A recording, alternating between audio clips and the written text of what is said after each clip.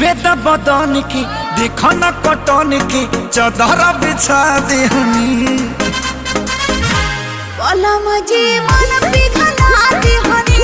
पलंग पर झुलुआ झुला देहनी